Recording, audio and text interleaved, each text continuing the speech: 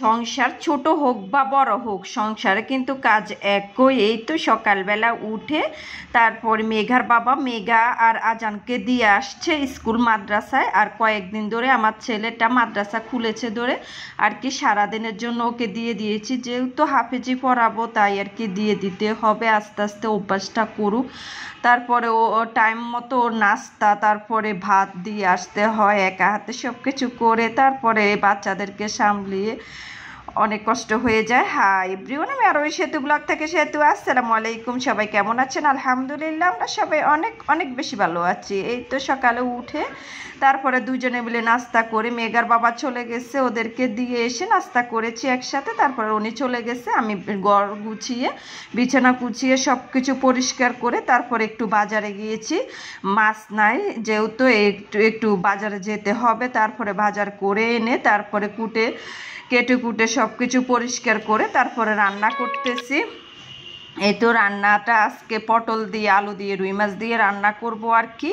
এই তো তরকারিটা বসিয়ে দিয়েছি তাড়াতাড়ি করে। ছেলের জন্য একটা মাছ আর একটা মুরগি ভেজে, এক পিস মুরগি ভেজে তাড়াতাড়ি ওকে আবার খাবার দিয়ে আসছি। 12:30টায় আবার ওর ভাতের টাইম আর কি, ওই সময় আর কি সবাই মিলে একসাথে খায়। এই তো এখানে ওকে খাইয়ে দিয়ে তারপরে এসে আমি রান্নাটা তাড়াতাড়ি করে বসিয়ে দিয়েছি। এই তো এখানে পটলটা ভালোভাবে কষিয়ে তারপরে আমি অনেকক্ষণ কষিয়ে ঝোলের পানিটা দিব, আর এর মধ্যে আমি মাছটাও ভেজে নিয়েছি। এই তো কষানোটা শেষ পুরোপুরি, তারপরে আমি দিয়ে দিব এখন পানি, ঝোলের পানিটা দিয়ে রুই মাছটা দিয়ে দিব।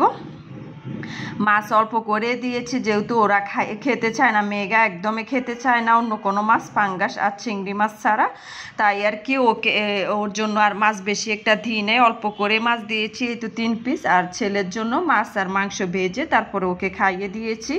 এদিকে একটু কচুর গাঁটি রান্না করব আর কি।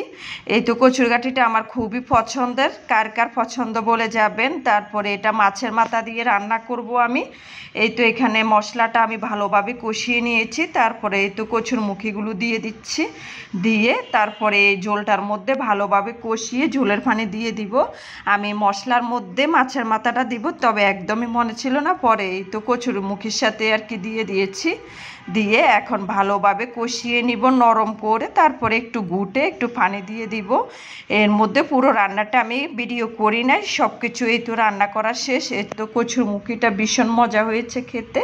তারপরে পটল রান্নাটাও পুরোপুরি কমপ্লিট। এই তো দেখুন কতটা লোভনীয় দেখাচ্ছে। এই তো 2টা তরকারি বেশ মজা হয়েছে। আর এই আমগুলো আগের দিন রাত্রে মেঘার বাবা নিয়ে আসছে, এগুলো একটু ভিডিও করে নিয়েছি রাত্রেবেলা। এই তো সবাই ভালো থাকবেন, সুস্থ থাকবেন, পরবর্তী ভিডিওতে দেখা হবে। আল্লাহ হাফেজ।